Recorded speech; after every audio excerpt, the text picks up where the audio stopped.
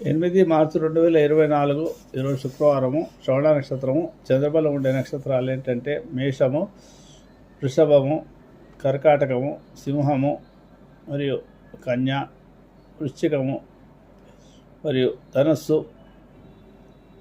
మకరము,